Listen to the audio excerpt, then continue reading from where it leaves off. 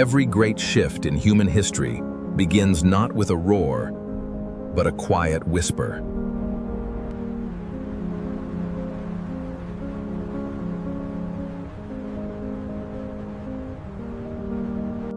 But progress has an insatiable appetite, and the quietest day can redefine everything.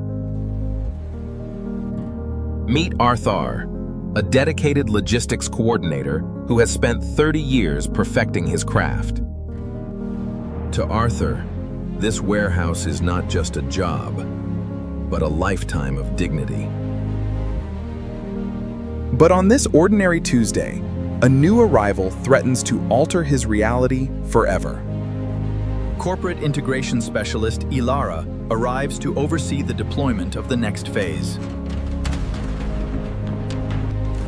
This is Apex One, the first fully autonomous cognitive laborer designed for physical versatility. For Arthur, the machine is a curiosity. For his employers, it is destiny. Powered by advanced neural networks, Apex One learns through direct and constant observation. Initiating live environment observation phase. Apex One, begin recording human operator kinematics. With every movement Arthur makes, the machine analyzes, adapts, and memorizes.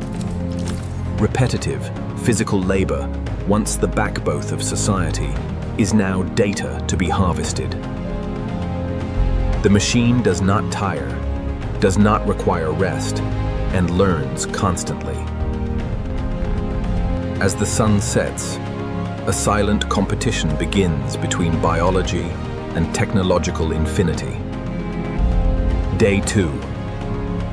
The trial begins, and the atmosphere in the facility shifts dramatically.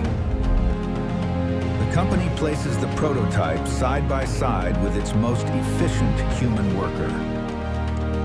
At first, it is a harmonious dance of flesh and steel in synchronization.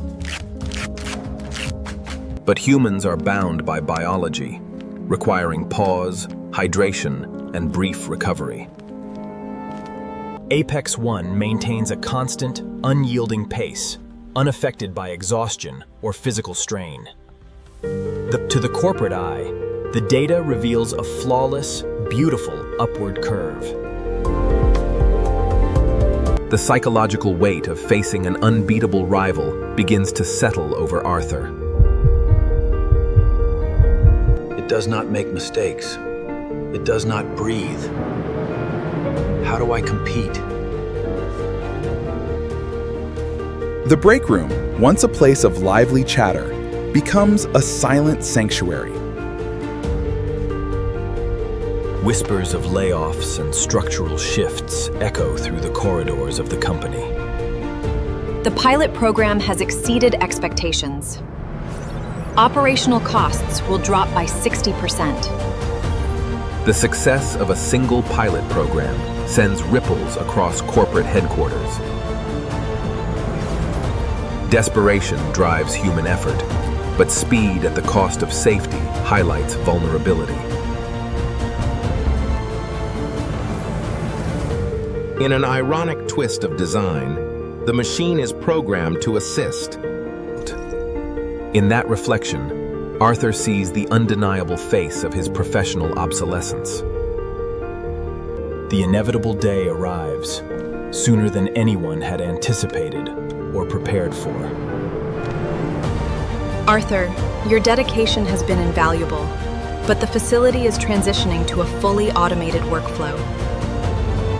No anger, no dramatic outbursts, just the quiet, devastating impact of signed paper.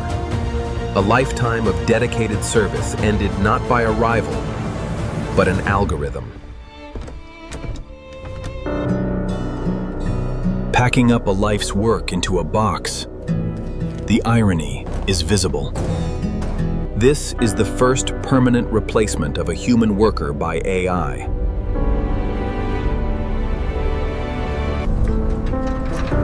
I built this place with my hands. Now they are no longer needed. The station is no longer human. The transition is complete, and seamless. What started as a single prototype spreads like wildfire across the supply chain. The media calls it a triumph of modern engineering, a new dawn. But beneath the corporate celebration, a deep, collective anxiety begins to ripple. Repetitive tasks are first, but the line between physical and cognitive labor blurs. Economists warn of an unprecedented displacement event, unlike any previous industrial revolution. From warehouses to commercial kitchens, the efficiency of robotics becomes impossible to ignore. Every sector of the economy begins to rewrite its rules for maximum efficiency.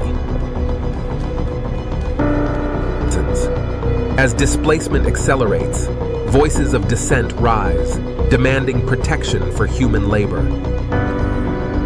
The balance between technological progress and social stability becomes the defining discussion. Governments scramble to draft policies, debating universal income and automation taxation. For the next generation, the concept of work will mean something different. They will inherit a world where labor is no longer the driver. For Arthur, the future is here, and the present is a quiet landscape. The search for employment becomes a search for identity in this world. We are creating a world of abundance, free from human physical suffering. But abundance for whom? The concentration of wealth shifts as wages disappear. The city hums with mechanical precision, a beautiful but cold monument. The AI systems powering these machines grow more intelligent with every millisecond.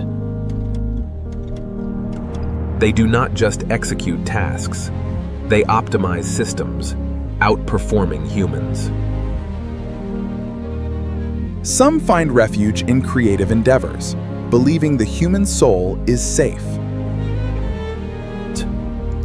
Yet even the sacred walls of creativity are breached by relentless algorithms. We are forced to reconnect with the tangible, local, and deeply personal. In the soil, Arthur finds a connection that cannot be optimized. They can take the job, but not the joy of watching grow. The contrast between the organic past and synthetic future has never been starker. As you can see on the holographic globe, the climate patterns in this region are shifting due to the solar alignment. The role of the human shifts from creator to curator of systems. The transition is absolute. The first job was just the quiet beginning.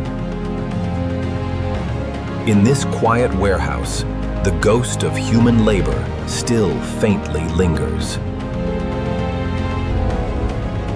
A single human now oversees what once required a community of hundreds.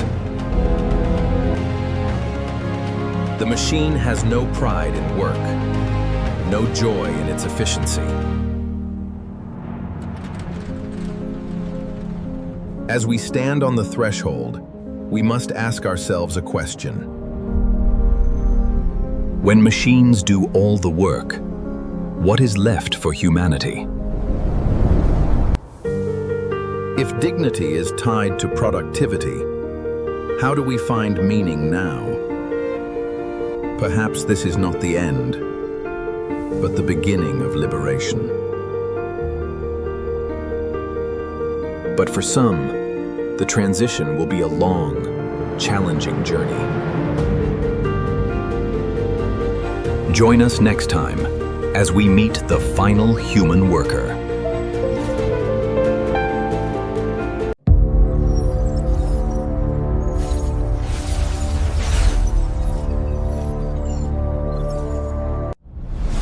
The future is never finished. Every answer creates another question. Subscribe to keep decoding what's next.